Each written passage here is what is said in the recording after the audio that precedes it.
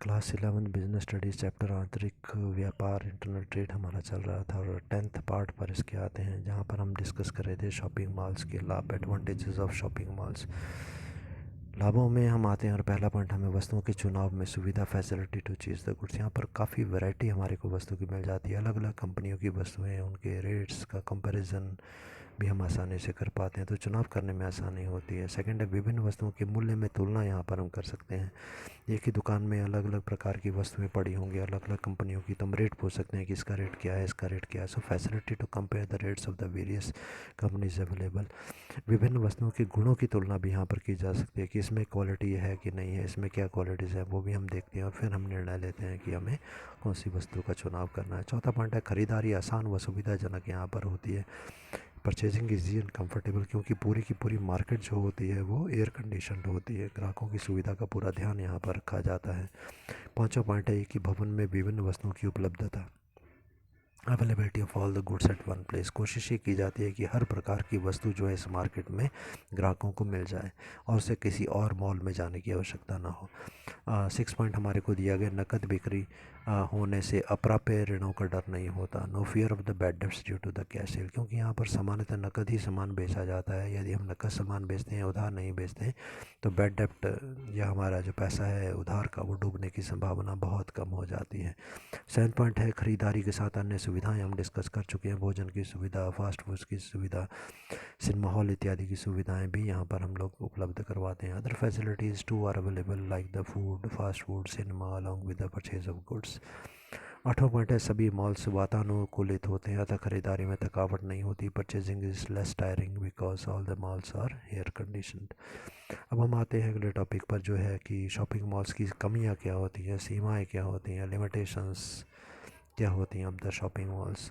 पहला दिया गया अधिक परिचालन व्यय, हाई ऑपरेटिंग कॉस्ट। परिचालन होता है चलाना, इन दुकानों या पूरे बाज़ार को चलाने का खर्चा बहुत ज़्यादा आ जाता है, और इन्हीं खर्चों के कारण, क्योंकि एसी है, बाकी फैसिलिटीज़ हम दे रहे हैं, तो सेकंड पॉइंट हमारा इसमें बन जाता है कि ऊंची कीमतें यहाँ पर होती हैं, हाई कॉस्ट। जब खर्चा ज़्यादा आएगा तो सीधी सी बात है कि वो सारा खर्चा बाज़ार के मालिक या दुकान के मालिक जो होते हैं वो ग्राहकों से वस्तु की कीमत को बढ़ा करके वसूल करते हैं। थर्ड पॉइंट है खोलने के लिए अधिक पूंजी की आवश्यकता यहाँ पर होती है। It requires huge amount of capital to start this type of malls. ठीक है। चौथा पॉइंट, ऐसे चलाने में काफ़ी कठिनाई आती है, डिफ़िकल्टी रनिंग, ताकि हर प्रकार का सामान हम यहाँ पर हों, अलग अलग बिजनेसमैन हों और वो सभी के सभी तैयार हो जाए हमारे यहाँ पर, तो ये काफ़ी कठिन कार्य होता है। अगला है पहुँचने में कठिनाई यहाँ पर होती है, difficult in reaching these malls. कारण ये होता है कि शहर के बीच में ये होते हैं, तो शहर के लोग तो आसानी से पहुँच पाते हैं, परंतु गाँव के लोगों को स्पेशली आना होता है, जो उनके लिए कठिन होता है।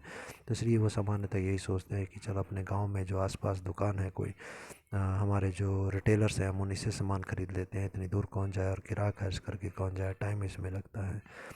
अगला टॉपिक जो हमारे को बुक के बेस पे मिलता है वो हमारी स्वचालित विक्रय मशीनें, automatic vending machines. Automatic vending machines क्या होते हैं, जैसे हम एटीएम देखते हैं, बैंक की एटीएम मशीनें होती हैं जहाँ पर कि हम अपना कार्ड डाल के पैसे निकाल सकते हैं, वैसे ही वस्तुओं को बेचने के लिए भी काफ़ी सारी वैसी मशीन्स बनी होती हैं, जिसमें कि सिक्का हम डालते हैं और उतने जितने का सिक्का हमने डाला है उतने मूल्य की वस्तु जो है हमको प्राप्त हो जाती है।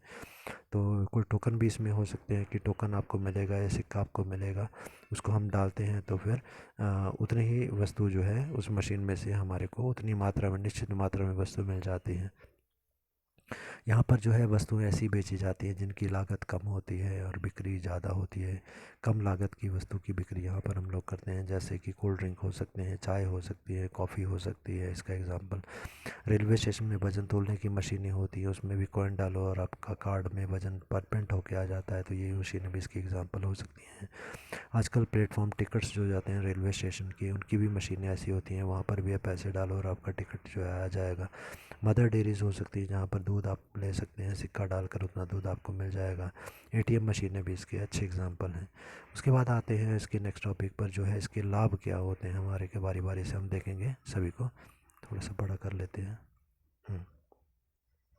ऑटोमेटिक वेंडिंग मशीन्स के लाभ क्या होंगे? तो पहला दिया है कि ग्राहकों की खरीदारी में सुविधा प्रदान करती है, it help customer in purchasing, क्योंकि हमारे को दुकानदार के पास जाने की आवश्यकता नहीं होती। ये मशीनें 24 घंटे काम करती हैं, जब मर्जी आप जाएं, रात हो, दिन हो, छुट्टी हो, कुछ भी हो, ये मशीनों पर जाके आप पैसा डालें और आप वस्तु को ले लें। सेकंड पॉइंट इसका है, इससे ग्राहकों को पूर्ण माल मिलता है, उत्तम किस्म, अच्छी क्वालिटी का माल मिलता है और ताज़ा माल उपलब्ध होता है। It provides the customer full quantity, पूरी मात्रा में हाई क्वालिटी और फ्रेश प्रोडक्शन को यहाँ पर हमारे को ग्राहकों को मिल पाते हैं, क्योंकि यहाँ पर ऑटोमेटिक तरीके से वस्तु को तोला जाता है, इसलिए दुकानदार जो कम तोलते हैं उससे हम बच जाते हैं। थर्ड पॉइंट, ऐसे ग्राहकों में स्वयं सहायता की आदत उत्पन्न होती है, it creates the habit of self service in the consumers. हमारे को खुद जाना है काउंटर तक, उसके बाद में उसमें बटन जो सिक्का है वो डालना है, उसके बाद वस्तु को लेना है और खुद आना है। दुकानदार को तुम फ़ोन कर देते हैं ये चीज़ भिजवा दो, परंतु यहाँ पर हमारे को स्वयं सर्विस अपनी मदद खुद करनी होगी। फोर्थ पॉइंट है, ये मशीनें ग्राहकों को शीघ्र सेवाएं देती हैं, it provides the service quickly.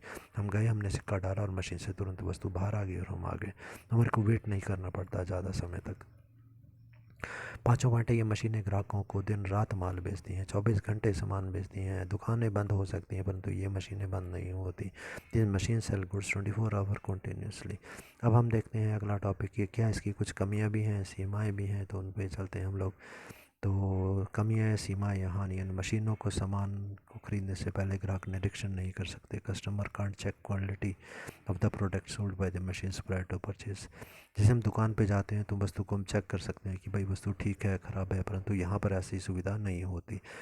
Pack की हुई सामान यहाँ पर होता है और उसके आधार पर आप सामान डालेंगे तभी उतना सही सामान निकलेगा, और जो निकल गया उसे फिर वापस रिटर्न नहीं किया जा सकता। सेकेंड हैंड मशीनों के सामान को ख़राब होने पर वापस करने की सुविधा भी नहीं होती। Customer can't return goods to the seller if goods are found defective और रोटेंट। अगला थर्ड पॉइंट है, इन मशीनों के सामान को विशेष पैकिंग में डाला जाता है, product is packed in the special packing before cell.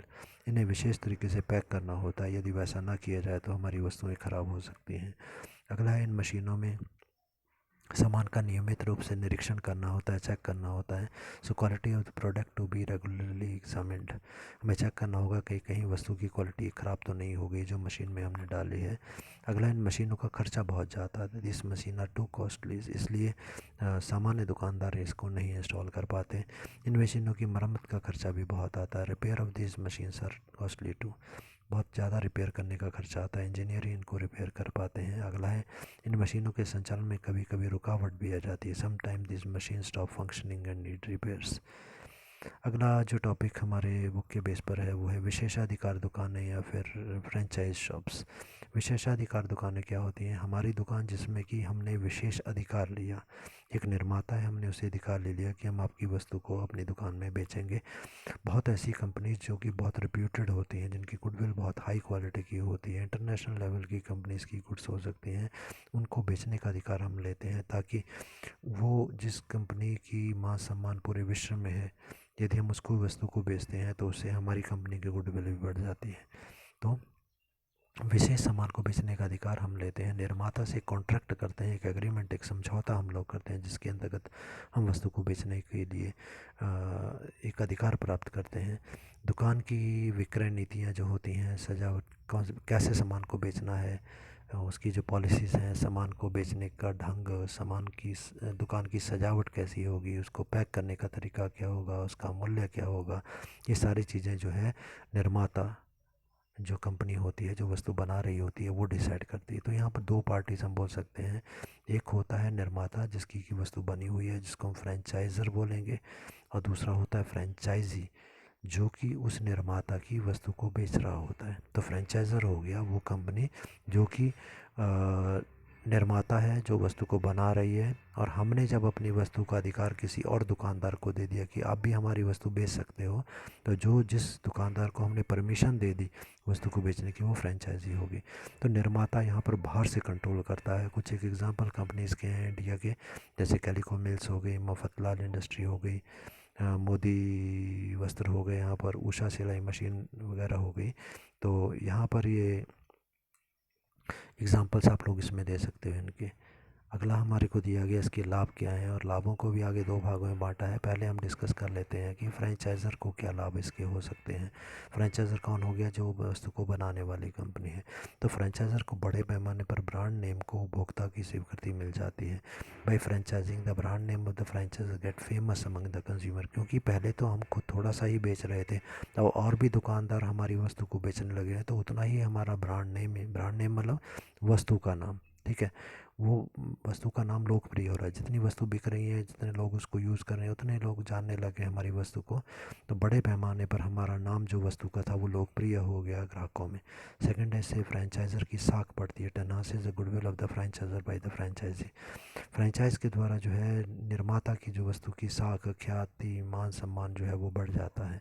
कारण क्योंकि हम तो अपने शहर में या अपने देश में ही चीज़ को बेचते हैं, परंतु विदेशों में भी किसी और कंपनी को हमने कॉन्ट्रैक्ट एग्रीमेंट फ्रेंचाइजी बना दिया, तो विदेशों में वो दुकानदार हमारी वस्तु को बेच रहा है, हमारी वस्तु लोकप्रिय हो रही है पूरे विश्व में।